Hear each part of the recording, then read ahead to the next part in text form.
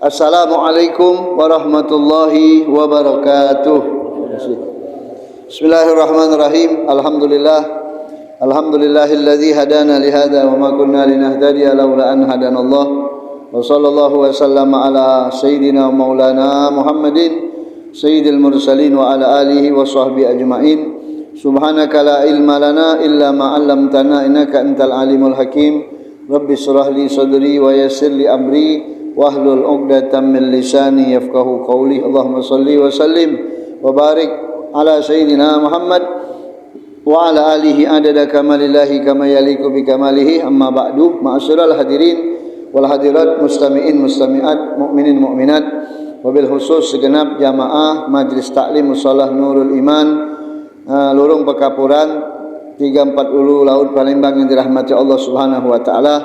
Alhamdulillah, kita bersyukur kepada Allah atas nikmatil iman wal Islam, bersyukur kepada Allah atas nikmat kesehat, nikmat beribadah kepada Allah Subhanahu wa taala, melakukan kewajiban dan tugas kita sebagai hamba Allah. Alhamdulillah, pada malam ini Allah Subhanahu wa taala dudukkan kita bersama-sama di dalam tempat yang baik, insyaallah dengan tujuan yang baik. Semoga kita menjadi orang-orang yang baik dan insyaallah mendapatkan niat-niat yang baik dan hasil-hasil yang baik serta kemanfaatan-kemanfaatan di dalam dunia dan akhirat. Dan insyaallah kita bersyukur juga kepada Allah taala bahwasanya kita besok sudah memasuki hari Tasu'a.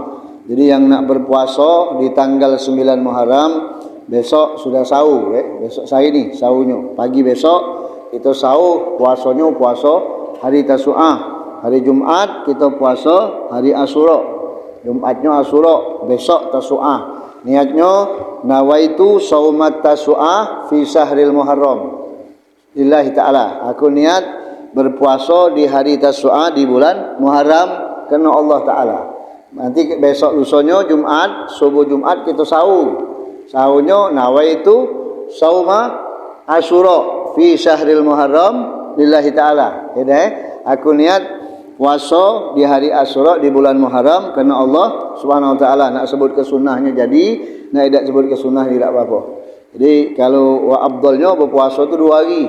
Bukan Asyuranya baik. Kalau pacak Tasu'a sama Asyurahnya jangan ditinggalkan, sebab kita belum tentu bertemu dengan tahun depan di hari Asyurah ini atau hari bulan Muharram pada tahun depan kita belum tentu nemui. Maka mumpung ada Allah berikan kesempatan pada tahun ini, niatlah untuk kita beribadah kepada Allah taala dengan melakukan ibadah puasa.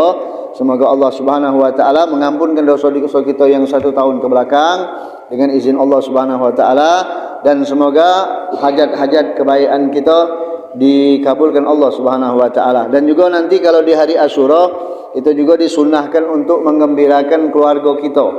Di hari Asyura tanggal 10 Muharram itu senangkan bini anak kita. Walaupun kita berpuasa, bukanya kita makan yang lemak-lemak. Makan yang lemak-lemak tapi jangan mubazir. Makan yang lemak-lemak tapi jangan mubazir. Anak juga senangkan, jangan disedihkan di hari Asyura itu. Memang dianjurkan untuk menyenangkan keluarga juga di tanggal 10 Muharram itu. InsyaAllah dengan kita menyenangkan keluarga kita, InsyaAllah Allah juga akan senangkan kita, baik itu dalam kehidupan kita di dunia dan akhirat. Amin ya rabbal alamin. Ma'asyiral hadirin wal hadirat rahimakumullah. Pada malam ini kita akan menyambung pembahasan kitab An-Nasaihud Diniyah wal Wasai' al-Imaniyah yang dikarang oleh Al-Imam Al-Haddad, yang mana kita akan masuki masalah tentang sekelumit tulul amal. Bab tentang tulul amal, berpanjang angan-angan. Bismillahirrahmanirrahim. Qala al-muallif nafa'anallahu bihi wa bi ulumihi fid dharain. Amin. Wa'lamu ma'asyiral ihwan aiqazallahu qulubana wa qulubakum min sinatil ghaflah. Ketahuilah wahai saudara-saudara, semoga Allah membangunkan hati-hati kita dan hati-hati kalian daripada tidurnya, ngantuknya, kelalaian. Semoga kita dibangunkan Allah Subhanahu wa taala, dan Allah Subhanahu wa taala senantiasa memberikan taufik kepada kita semua untuk selalu mempersiapkan diri kita daripada daril faniyah, dari rumah yang bakal hancur ini, ila daril baqiyah, menuju rumah yang abadi dan kekal. Anna min adaril asya', sesuatu yang paling berbahaya, sesuatu yang paling berbahaya alal insan, terhadap manusia itu adalah tulul amal, panjang angan-angan. Galak berangan-angan, galak ngelamun ya. Nah ini. Jadi katakan apa arti makna tulul amal itu? Maknanya adalah istis'aru tulil baqa' fid dunya. Seseorang itu merasakan seakan-akan hidupnya tu selama-lamanya di dunia. Merasa betah di dunia ini. Nah, itu tulul amal namanya. Dia merasa betah, seakan-akan dianggapnya dunia ini tempat tinggal yang abadi. Hatta yaghliba zalika 'alal galab. Sehingga hatinya tadi tenggelam. Payah huzu fil amal bimuqtado. Ujung-ujungnya beramal ala kadarnya baik. Akibat dirinya merasa bakal hidup selama-lamanya. Ngaso tidak pernah sakit, menggali ngaso nikmat di dunia ini, ujung-ujung lagi ala kadarnya beramal itu. Secumpuk abu ibadahnya secumpuk abu para salaf kita berkata, para ulama-ulama kita berkata, man tala amaluhu sa'a amaluh. Barang siapa yang banyak berangan-angan, banyak bercita-cita tanpa ada usaha, maka pasti akan menjadi buruk tingkah laku amal dia. Tengok kalau wong yang banyak beramal-amal, perbuatannya pasti melencong. Ini wa dzalika li anna tulal amal yahmilu 'alal hirsi 'alad dunya. Kenapa? Sebab banyak berangan-angan itulah akan membawa sifat tamak terhadap dunia. Karena banyak berangan-angan, ibadah kurang, taat kurang, ujung-ujung rakus dengan dunia. Kuang be seketonyo. Wastasmil li amaratiha, berusaha mak mano caranya dapatkan segala kenikmatan dunia dengan berbagai macam cara. Hatta sehingga yaqtaul insan lailahu wa naharahu, ujung-ujung nak malamnya, nak siangnya selalu mikirkan mak mano cara dapat dunia.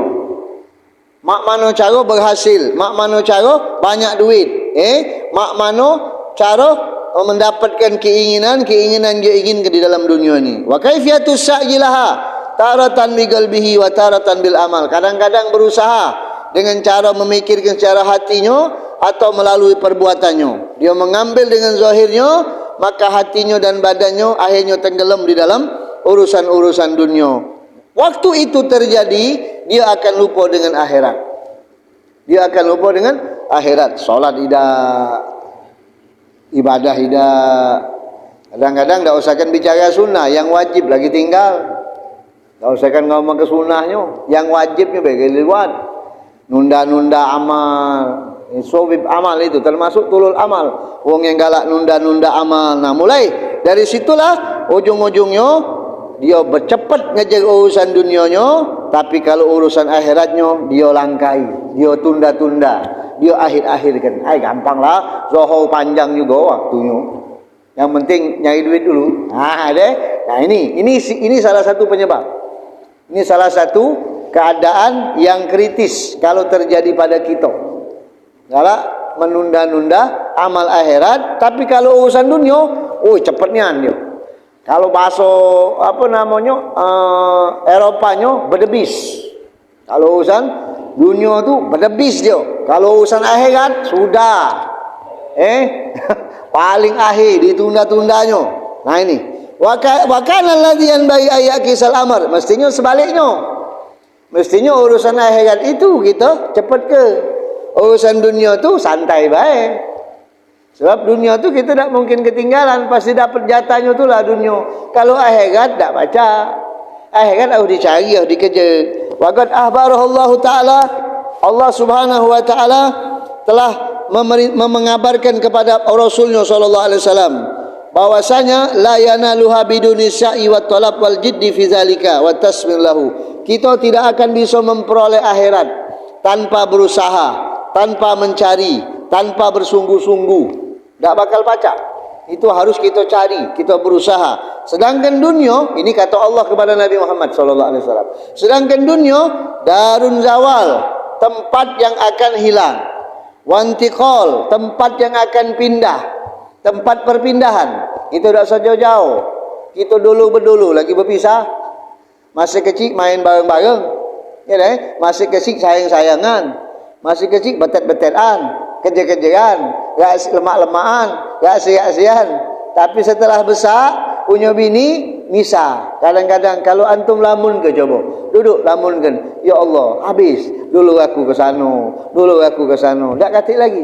Begitu ketemu meninggal. Begitu berjumpa sudah tak katik lagi. Ini dunia. Ini contoh buat kita sebenarnya. Kalau kita galak berfikir, inilah dunia. Wa an qarib yartahilu minha ilal akhirah. Sebentar lagi kita akan berjalan ke akhirat. Tak ada lama lagi. Tunggu be waktunya. Waktu cepat nian. Bawalah kemarin anak duduk lagi sini. Bawalah kemarin perasaan antum jingok anak lah sudah jingok lagi. Dengan lagi kita akan melakukan perjalanan panjang menuju akhiratnya Allah Subhanahu wa taala. Dan dunia akan menjadi wara'a zuhri, di belakang punggung kita. Kebalik, sekarang akhirat di depan kita belum kita temui, tapi kalau kita sudah nyampe ke pelabuhan akhirat, maka dunia tadi sudah ada di belakang punggung kita. Tinggal kenangan belaka dunia yang kita pernah tinggali saat ini. Ngenang-ngenang be. Tak, wong bertanya, kalau wong meninggal itu mungkin tak dia ngenang kehidupan dia di dunia? Iya, bisa jadi dikenang. Yang dikenangnya perbuatan buruknya. Yang dikenangnya kekurangan amalnya. Yang dikenangnya kenapa dia tak cak ini, kenapa dia cak itu. Ketika setelah mati baru dia tahu, oh ya Allah, nyesel nian anak dulu galak dengan ceramah, nak dengan ustaz majlis segala macam baik dia, tapi anak nandak nurut, tekak nian bau terasa sekarang juga kubu dewean. Mano anak bini gatik lagi, oi kesian. Itu kayak bau terasa. Walaisa ma'murun bi talabiha wal hirsi 'alaiha. Dan kita tidak diperintahkan untuk rakus mengejar dunia, tidak diperintahkan, bahkan dilarang dalam Al-Qur'an dan dalam hadis Nabi Muhammad sallallahu alaihi wasallam. Wa nasibuhul muqdar lahu, bagian kita di dunia ni demi Allah, sesuatu yang sudah ditakdirkan Allah untuk kita. Mana maksudnya? La yafutuhu walau lam yatruku. Tidak mungkin bakal lepas dari kita walaupun kita tidak mencari juga. Pasti dapat itulah bagian dunia kita. Cuman paling tidak tergantung daripada ketentuan dan takdir keyakinan kita kepada Allah Subhanahu wa taala. Maka ketika seseorang itu angan-angannya panjang, angan-angannya banyak, akan membawa dia rakus terhadap dunia dan ujung-ujung memperlambat urusan akhirat. Apalagi yang banyak komen. Manusia ini kan paling banyak komennya. Kalau diceritakan hukum, komen. Diceritakan ini, komen. Paling banyak komen. Kalau lah mati, tak ada komen lagi. Dalam mati, selesai komennya. Nah, jadi artinya, kalau seseorang itu punya angan-angan yang panjang, tapi memperlambat akhirat, mempercepat dunia, nah ini yang ditakutkan, bahaya kalau datang kematian terhadap dia. Ini yang paling bahaya. Maka kita dianjurkan wujubul istiqdad bil a'mali sholihah. Kita diperintahkan untuk mewajibkan kepada kita Allah untuk mempersiapkan diri kita dengan amal soleh. Amal soleh itu banyak. Amal soleh antum duduk di sini, nah amal soleh ini. Antum kita bukannya sholat 5 waktu, amal soleh. Bukan puasa, bukan berzikir, bukan maca Quran, memandang dengan pandangan yang lillahi ta'ala, menjaga pandangan kita, menjaga kuping kita, menjaga mulut kita, itu amal soleh kalau. Tingkah laku langkah kaki kita menuju tempat yang baik, amal soleh. Perbuatan akhlak kita yang baik, amal soleh. Amal soleh banyak sekali. Illa wa ada nafsahu bil farali zalika min asghalid dunya fi awqatil mustaqbala ka'anna ajalahu fi yadihi yamutu mata sya. Orang-orang yang sudah mempunyai angan-angan yang berlebih-lebihan, dia terlalu banyak angan-angan, ujung-ujung sibuk dalam mengurusi dunia, lupa waktu, memberikan segala waktunya untuk dunia, seakan-akan dia mempunyai keputusan dewek, seakan-akan ajal di tangan aku, katanya. Ini akibatnya. Merasa seakan-akan mati di tangan aku. Ini orang yang terlalu banyak berangan-angan dengan urusan dunia. Nah, ini bahayanya. Kalau sudah punya sifat seperti ini, bahaya. Ini akibat daripada jeleknya panjang berangan-angan. Maka hati-hatilah. Waj'alu taswib wa takhir fi umuri dunya. Jadikanlah menunda-nunda itu, mengakhir-akhirkan itu dalam urusan dunia. Bukankah di dalam dikatakan bahwasanya al-ajil minasyaiton, bersegera itu termasuk daripada syaitan. Kita kalau ada satu perkara selain perkara yang ditentukan dalam hadis, seperti contohnya menikahkan anak betino, membayar hutang, apa lagi yang dicontohkan Nabi untuk dipercepat ngantar jenazah. Nah, itu ada beberapa hal yang memang dianjurkan untuk dicepatkan, tidak boleh ditunda. Itu lain. Segala urusan-urusan dunia hendaklah kita jangan terburu-buru. Pikirkan dulu bagaimana yang bakal terjadi ke depannya, apa yang bakal kita hadapi, apa yang bakal kita temui. Nah, itu kita pikirkan dulu sebelum kita melangkah kalau urusan dunia itu. Jangan langsung, aku yakin, langsung, jangan. Makanya segala urusan itu jangan lepas dari istihara. Ingatlah, antum prakteklah istihara dalam setiap keadaan. Walaupun masalah itu masalah baik, masalah-masalah agama, masalah-masalah taat, jangan tidak istihara. Istihara jangan lepas. Istihara itulah yang bakal menyelamatkan kita. Kata Rasulullah SAW, tidak akan pernah merugi orang yang galak beristihara. Keputusannya ditentukan oleh Allah Ta'ala. Apa baik? Segala hal. Nak berjualan, nak bergawi, nak merantau, nak cari duit, nak buka toko, atau mungkin nak melakukan kebaikan, nak pergi haji, nak umrah, istihara dulu. Sebab itulah kata Rasulullah SAW, mahaba man istihara, tidak akan pernah merugi orang yang galak beristihara. Asal jangan terburu-buru dalam urusan dunia itu. Santai be, tenang be kita. Tapi kalau urusan akhirat, enggak usah ditunda. Begitu ada waktu, laksanakan. Begitu ada kesempatan, jangan ditunda. Begitu diinjak waktu oleh Allah untuk ibadah, kerja. Biasa tak pernah terbangun malam hari. Tiba-tiba malam ini terbangun jam 3, ngapa? Pukul 8. Nak makan, mau kurang makan, terbangun jam 3, laksanakan tahajud. Mungkin Allah pengen kita tahajud di malam itu. Jangan tunda-tunda waktu itu. Manfaatkan sebaik mungkin. Dapat 2 rakaat jadilah, 4 rakaat jadilah. Yang penting manfaatkan secepatnya waktu itu. Sebab kita tidak terbiasa melakukannya.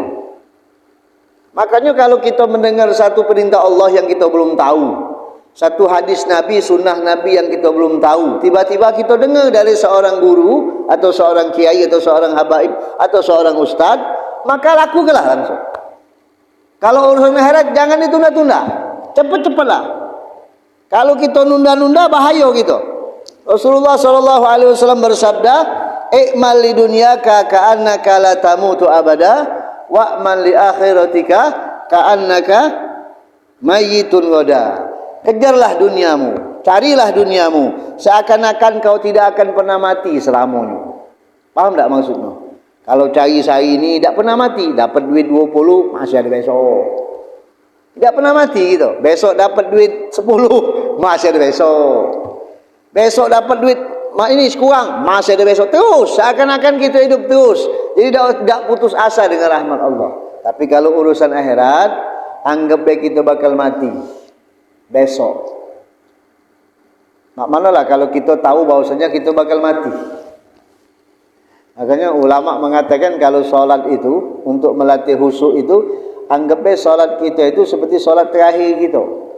Waktu kita solat itu latihan dari solat sunat, anggapnya solat terakhir kita. Habis ini kita mati. Nah, mana kira-kira wong yang bakal dihukum mati?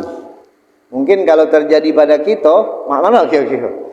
Kita dihukum mati nih, habis ini mati selesai, ditawai kau nak ngelakukan apa?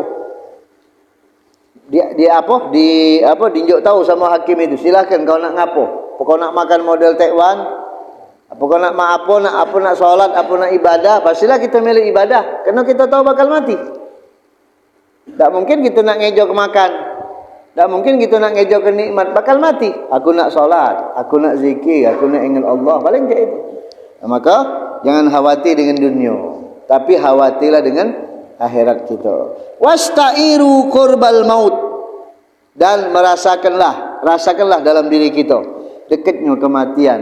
Rasakanlah bahwasanya kematian tu sangat parah dengan kita. Sebelah kita kematian.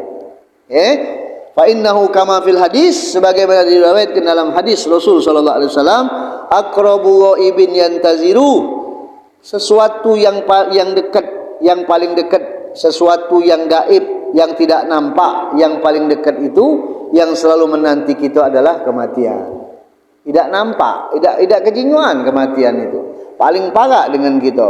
Dan kita tidak pernah tahu, la'allahu lam yabqa min ajalihi illa syai'ul yasir. Barangkali cuma beberapa jam ke depan nyawa kita ini.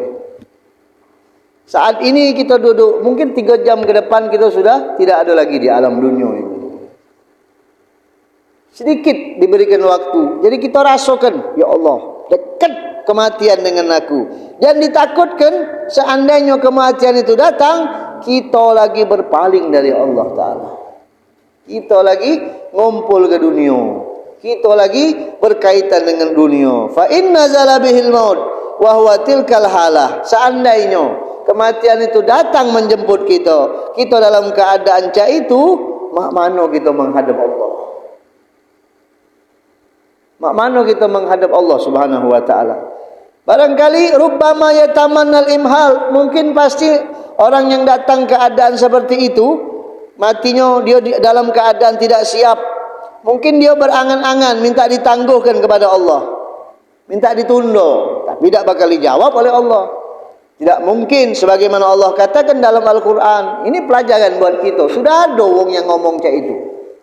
Ketika mati datang dia dalam keadaan tidak siap. Hatta idza jaa ahadahumul mautu qalu rabbirji'un. Sehingga ketika apabila datang kepada salah seorang di antara mereka kematian, mereka berkata, rabbirji'un, balikkan kami lagi ya Allah. Minta dibalik. Balik ke lagi ya Allah. Apa? La'alli a'mala salihan fima taraktu. Aku akan benar-benar berbuat baik dari apa yang pernah aku tinggalkan. Minta tunda ya Allah, balik lagi. Pacak tak? Ini contoh disebutkan Allah dalam Al-Quran. Kala, kata Allah. Kala, tidak akan pernah, sekali-kali pun tidak. Kalau sudah datang kematian, innaha kalimatun huwa qailuha. Itulah merupakan kalimat yang Allah mutuskannya langsung. Keputusan Allah, wa min waraihim barzahun ila yaumi yub'atsun. Tinggal kalian menetap di alam barzah sampai hari kiamat nanti. Masuk juga kubur. Wassalam. Habis kita selesai. Manusia ngenang kita, yang baik-baik dikenang wong, yang buruk-buruk katoi wong. Ada yang nyuku ke mati, lantaklah situ, sukulah, aman kampung katik dia. Ada wong sedih dengan kematian wong yang dicintainya. Oi, masya Allah, rajinnya dia tu semayang, dia tu muka masjid, dia tu muka musola, dia galak ini, dia galak. Jadi kenangan manusia itu. Cuman tetap baik tak lama. Tetap baik tak lama. Paling beberapa lama. Paling pun teringat sekali-sekali. Setahun kemudian teringat mulang. Oh ya dulu no, kalau ada si anu, masya Allah. Itu bukan wali. Kalau Sunan Ampel nyebutnya itu hidup lagi. Jadi Sunan Ampel itu kan punya pembantu di Masjid Ampel itu namanya Soleh, tukang nyapu masjid. Waktu Soleh itu meninggal, masjid itu kotor. Sunan Ampel datang, debu galau Masjid Ampel itu, apalagi zaman dulu kan, debu galau Masjid Ampel itu tidak rapi, bukan debunya memang taruh dari debu, cuman tidak bersih. Kata Sunan Ampel ngomong, kalau Soleh masih hidup bersih masjid ini. Tak tahu metu nyapu lagi Soleh tadi. Sampai 9 kali, 8 kali. Makanya kuburannya 8 ikok, 9 ikok kuburannya. Itu dulu di zaman Sunan Ampel dulu, itu namanya karomah itu. Tapi Soleh itu mungkin yang digentikannya malaikat. Cuman karena manusia dulu cak itu. Kalau kita sudah tak katik lagi di dunia, nak balik lagi, tak baca. Selesai kita. Fala yatilul amal. Maka dari sinilah, jangan galak panjang angan-angannya. Jangan galak menunda amal. Wa yaghfur anil istidad lil maut. Jangan galak lalai untuk mempersiapkan diri dengan kedatangan kematian. Illa ahmakun maghrul. Kecuali orang-orang yang dungu, orang-orang yang tertipu. Mereka dikatakan oleh Rasul sallallahu alaihi wasallam, al-kayyisu man dana nafsah. orang yang beruntung, orang yang cerdik, orang yang pintar adalah orang yang tunduk terhadap dirinya. Dia menundukkan dirinya, memperhitungkan dirinya, kemudian beramal untuk mempersiapkan apa yang bakal dihadapnya setelah kematian. Apa yang kita bawa? Maaf ini. Gelar kita tak dibawa.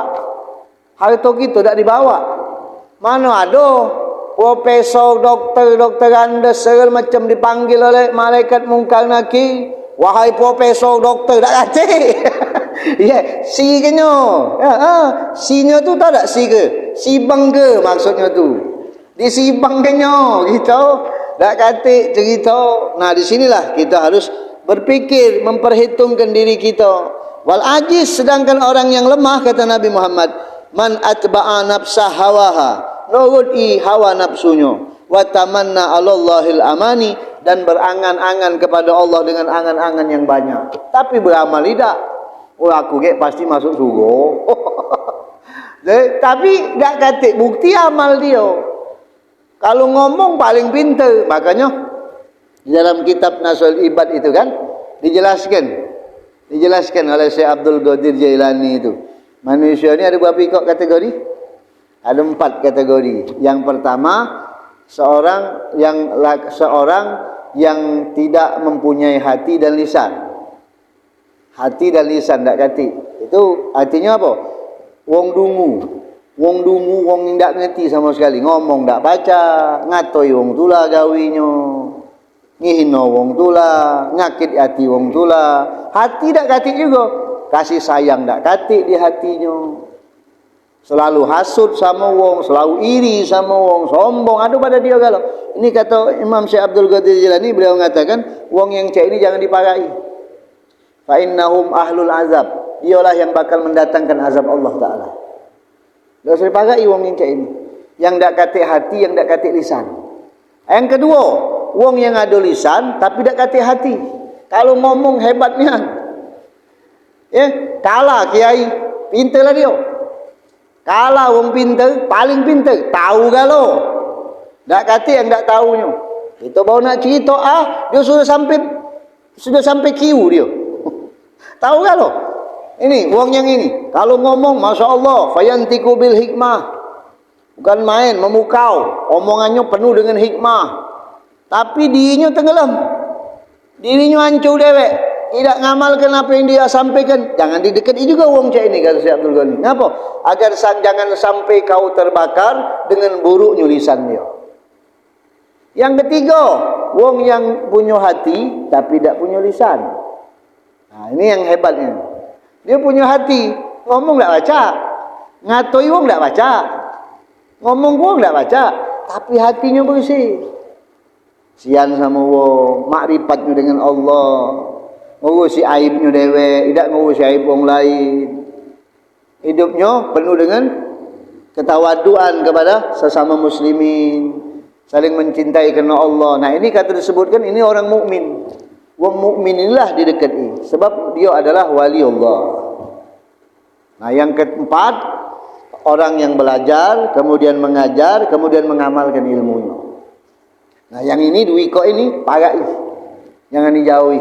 Sebab mereka akan mendatangkan rahmat Allah kepada kita. Nah, makanya kita ketika ada seseorang banyak berangan-angan kepada Allah, kata Rasulullah SAW, angan-angannya banyak, tapi gerakan tak katik. Pengen surga, usaha untuk dapat ke surga, tidak katik sama sekali. Paling ala kadarnya baik, sedapatnya dia baik, tapi dia merasa dia paling apa? Paling hebat, paling berkuasa. Kemudian fatulul amal minatiba'il hawa nafas. Orang yang galak berpanjang angan-angannya, termasuk orang yang galak ngikuti hawa nafsunya. Wal indiha bi amanihil kadzibah, dan dia tertipu dengan angan-angannya yang penuh dengan kedustaan. Makanya para salaf kita, para ulama kita, mereka berkata, lau ra'aitumul ajal wa masirahu, kalau kau seandainya ditunjukkan Allah, melihat bagaimana kematian dan perjalanan setelah kematian, la abghaitumul amal wa ghururahu, demi kalian pasti akan lupa, pasti akan benci dengan yang namanya angan-angan. Tidak mungkin kalian bakal punya angan-angan lagi. karena dengan ketipu-tipu daya angan-angan tersebut. Kalau kalian melihat apa yang ada setelah kematian itu. Kemudian ulama lain berkata, salaf kita berkata, kam min mustaqbilin yauman lam yastakmilhu wa muammalin ghadan lam yudrikhu. Berapa banyak orang yang mempersiapkan diri untuk besok. Besok aku nak ini, besok aku nak ini. Tahu-tahu tak nyampe besok, malam sudah dipanggil Allah Ta'ala. Berapa banyak orang yang berangan-angan untuk esok, tapi tak sampai nemui apa yang dia inginkan. Banyak sekali. Bahkan ada orang nak menikah, satu hari menikah, dipanggil Allah Ta'ala. Berapa banyak yang punya keinginan diputuskan dengan kematian. Kemudian ulama mengatakan lagi, rubba dhahikin mil'a fihi, banyak orang yang tertawa, memenuhi mulutnya, giginya tu memenuhi mulutnya dengan tertawa terbahak-bahak. Wala alla akfanuhu qad hurijat min indil qasar, barangkali kain kapannya sudah dijahit oleh tukang kapan. Berapa banyak kita tak tahu kapan kita dipanggil Allah Ta'ala. Kita mempersiap dengan tertawa terbahak-bahak, tak tahu rupanya lah keluar kain kapan kita. Dah dicetak, dah disiapkan, tinggal dibelinya baik. Inilah kita. Ini kematian oleh ulama mengatakan. Dalam hadis Nabi Muhammad SAW bersabda, yanju awwalu hadhil ummah bizuhdi wal yakin. Umat-umat yang awal-awal daripada sahabat Rasulullah SAW, mereka selamat gara-gara mempunyai sifat zuhud dan keyakinan penuh dengan Allah. Wa yahliku akhiruha, dan umat akhir zaman akan binasa dan hancur bil hirsi wa tulul amal, dengan sifat tamak dan panjang angan-angannya. Kalau sahabat Nabi mana ada angan-angan, qasurul amal tak pula banyak angan-angan dia. Yang penting baca mendekat dengan Allah melalui Nabi Muhammad sallallahu alaihi wasallam. Makanya Nabi Muhammad sallallahu alaihi wasallam, Imam Ali radhiyallahu anhu berkata, akhafu ma akhafu alaikum, kata Imam Ali, aku yang paling kutakutkan kepada kalian itu adalah itibaul hawa wa tulul amal. Ada dua hal, mengikuti hawa nafsu, banyak berangan-angan. Kenapa? Sebab kalau orang mengikuti hawa nafsu, fayasuddu anil haq, pasti dia akan melawan kebenaran. Hawa nafsu dimeloknya, pasti akan menolak kebenaran, akan menentang kebenaran. Wa amma tulul amal, sedangkan orang yang banyak angan-angannya, fayunsial akhirah, pasti dia akan lupa akhirat. Sebab dia tahu angan-angannya menggebu-gebu dengan dunia. Dia membandingkan kehidupan dia dengan wong yang di pucuk dia. Kalau kita bandingkan kehidupan kita dengan wong yang di pucuk kita, gila kita. Angan-angan galau pikiran kita ini. Dah kata lagi yang normal. Madai aku ni saruk, aku semayang juga, aku solat juga. Si anu tu solat juga sama, rajin aku malah. Malah rajin aku dari dia cempang-cempung. Kadang ada, kadang tidak, aku ada terus. Nah, mulai setan masuk. Belum. Akhirnya angan-angannya panjang, madai aku tak pacak dia. Jangan-jangan dia ni halal hantam laju, haram laju. Nah, mulai akhirnya angan-angan timbul. Semangat dunianya timbul, akhirnya lupa sama akhirat. Kejinguannya solat. Allahu Akbar. Hatinya dunia galau. Dalam hatinya dunia galau sudah. Duit galau. Apa duit? Pokoknya kalau tak jadi duit, harus jadi duit. Apa yang dicekal, harus jadi duit. Ini dunia galau. Akhirnya lupa sama akhirat. Pastilah kalau orang lupa sama akhirat, tidak mungkin galak beramal akhirat. Lupa sama akhirat. Wa man lam ya'mal laha, barang siapa yang tidak mencari amal untuk akhirat, maka dia akan menjadi orang yang bangkrut dari amal akhirat. Rasulullah sallallahu alaihi wasallam bersabda kepada Ibnu Umar radhiyallahu anhuma, kun fid dunya ka'annaka gharib au abiri sabil. Kata Nabi mengatakan kepada sahabat Ibnu Umar, wahai Ibnu Umar, jadilah engkau di dunia ini seperti orang asing. Wong asing, tak kata yang kenal. Paham maksudnya? Atau jadilah orang yang selalu berjalan, seperti berkelana terus hidupmu. Mak mana? Maksudnya mak mana? Tujuan, anjuran untuk tidak banyak angan-angan. Kalau kita merasa diri kita ni wong yang asing, tidak mungkin banyak keinginan kita. Kalau kita orang yang berkelana, hidupnya berjalan-jalan, tidak mungkin kita punya banyak keinginan. Tahunya nyampe, minum, sudah, jalan lagi. Macam itu, tidak pengen angan-angan banyak. Tidak. Hidup di dunia seperti itu, kata Rasulullah. Jangan Nabi Muhammad mengajarkan kepada Imam Ibnu Umar. Kemudian Imam Ibnu Umar pun berkata, "Idza asbahta falan tantazirul masa." Kalau kau temui pagi, jangan nunggu sore lagi. Jangan kau tunggu sore, jangan kau harap sore bakal kau temui. Wa idza amsayta, dan ketika kau ketemu sore, fala tantazirul masabah. Jangan kau harap kau bakal bertemu pagi. Kenapa? Khud min hayatika limautika. Ambillah jatah kehidupanmu untuk bagian kematianmu, dan gunakanlah kesehatanmu untuk menghadapi penyakit yang bakal datang. Manfaatkan sehat kita sekarang sebelum sakit datang menjemput kita, terkapar tak pacak lagi ke mana-mana. Mumpung masih pacak tegak, walaupun hanya hari ini diberikan Allah nikmat. Pagi besok kita tadi besok kita tidur, kita bangun besok, ya Allah, pacak tegak, pacak bernapas. Manfaatkan sebaik mungkin. Jangan harap kau bakal bertemu sore. Takutnya kalau kau temu sore, mungkin sudah kencot sebelah. Mungkin sudah tidak pacak bergerak. Mungkin sudah terhalang dengan sesuatu apa pun juga. Begitupun ketika kau datang sore, jangan lagi macet-macet waktumu. Terkemlah terus waktumu tadi. Jangan kau anggap kau bakal bertemu besok pagi. Mungkin sebelum nyampe besok, kau sudah bergabung dengan mungkar nakir. Nah ini maksudnya. Ini dikatakan oleh Sayyidina Umar. Kemudian masalah angan-angan itu dewek, ada 3 kelompok. Manusia ini dalam angan-angan itu ada 3 bagian. Ini angan-angan kita bahas. Yang pertama, sinful awal, humus sabiquna minal anbiya was siddiqin. Para nabi, para orang-orang yang jujur, siddiqin. La amalalahum aslan. Mereka tak kata angan-angan aslinya. Fahum alat dawam. Mereka ini, para nabi, para orang-orang siddiqin, selalu merasa dekatnya dengan kematian. Tak kata dalam fikirannya kecuali menghadap Allah Ta'ala. Nabi sama siddiqin. Yang ada dalam fikirannya hanya menghadap Allah Ta'ala. Mempersiapkan diri untuk menghadap Allah Ta'ala. Dengan melakukan taatnya, ngosongkan kesibukan dunianya. Kecuali yang penting. Mereka akan mencari sesuatu yang darurat untuk mencukupi badannya supaya kuat ibadah. Kalau tak makan kan lemes. Itu kalau tak makan solat tak mungkin baca, lemes. Tidak tidur juga kan lemes.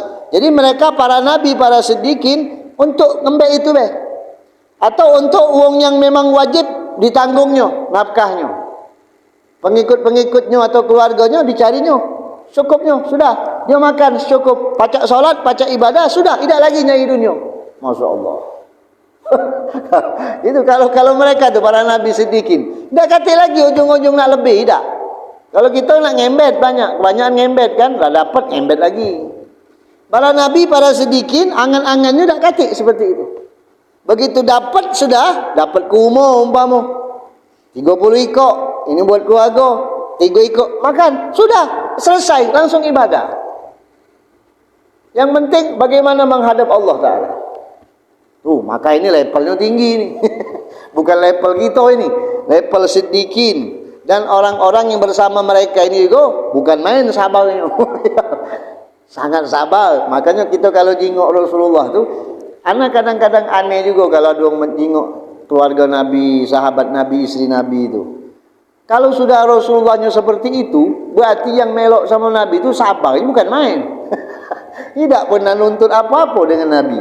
Nah kalau kita jingok angan-angannya para Nabi cuman seperti itu, bagaimana sabar istrinya? Bagaimana sabar istri-istrinya? Sampai turun ayat tahir namanya. Ayat tahir itu ayat yang disuruh milih bini-bini Nabi itu. Nak melok dengan Nabi, nak sukses dunia apa nak sukses akhirat.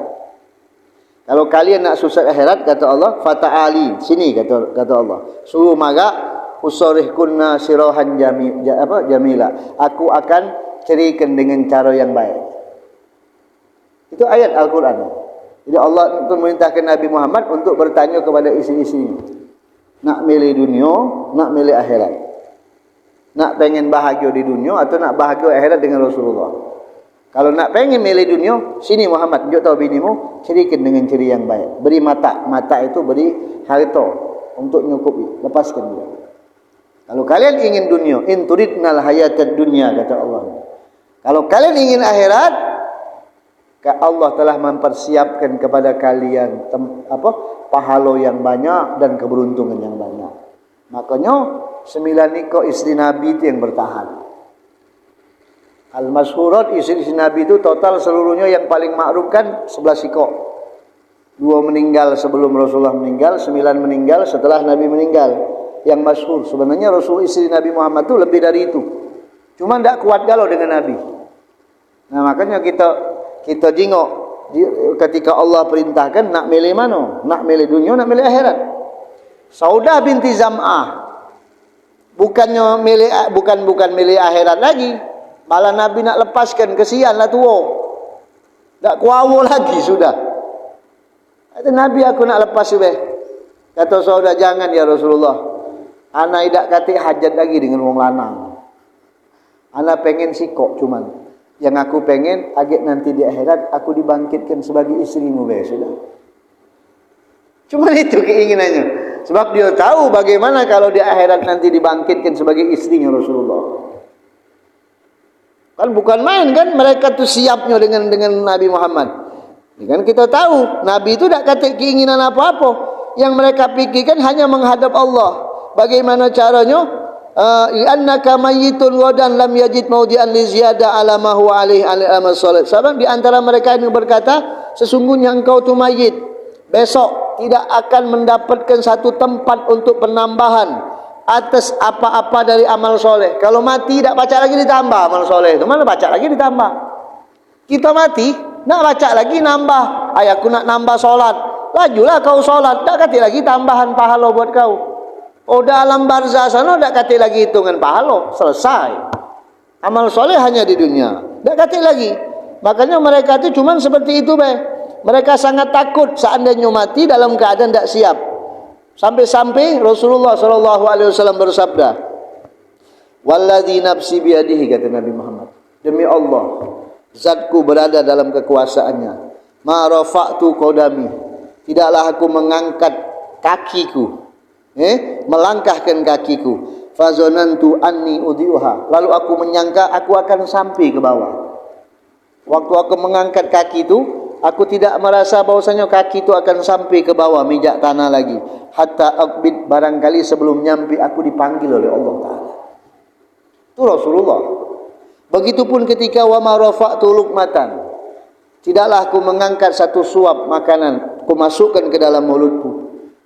Lalu aku kira aku akan menelannya, kemudian aku masukkan, aku tidak menyangka, sebab barangkali sebelum ketelan aku kecekik dan meninggal, kata Rasulullah. Itu Nabi Muhammad sallallahu alaihi wasallam. Makanya Rasulullah tu kadang-kadang bertayamum. Kadang-kadang bertayamum padahal banyu tu ada. Nabi bukan kita. Dia bertayamum. Kenapa ketika ditanya, la adri la ali la ablu, aku takut aku tak nyampe ke banyu itu, kata Rasulullah.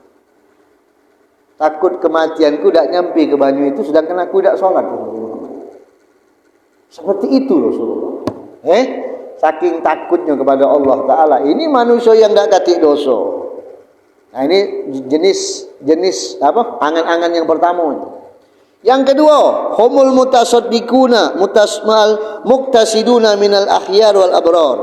Yang kedua, angan-angan yang pertengahan, kelompok-kelompok pertengahan, orang-orang baik, orang-orang yang soleh, amalnya sedikit, angan-angannya tak ada banyak.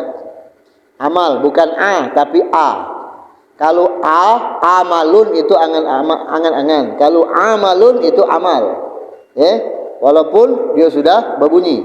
Jadi kalau amalun itu angan-angan, kalau amalun itu amal. Ada perbedaan antara ain sama alif. Amalun qasirun. Orang-orang ini mempunyai angan-angan yang sedikit, tidak ada banyak. Apa dia angan-angannya? Angan-angannya la yulhimum anillah wa an dzikrihi. Mereka tidak pernah lalai kepada Allah dan daripada ingat dengan Allah. Angan-angannya apa lagi? Agak bersambung ke depan.